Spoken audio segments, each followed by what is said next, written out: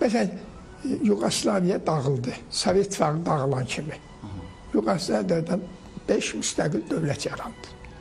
İndidən danışıram.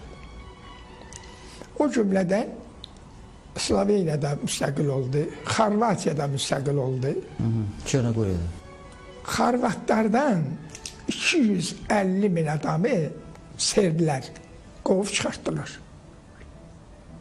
Onların torpağını tutdular, özlərini çıxartdılar. Oldular qaçqın.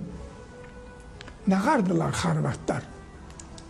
Xorvatlar 250 bin ki, Serblər onları qovub çıxartmışlar öz torpaqlarına. Yəni Xorvat torpağından, yarısından da bizdə Qarabağ kimi. O 250 bin qaçqından 40 minlik ordu yaratdılar. Qaçqınlardan ordu. Vətənlərini azad eləmək üçün.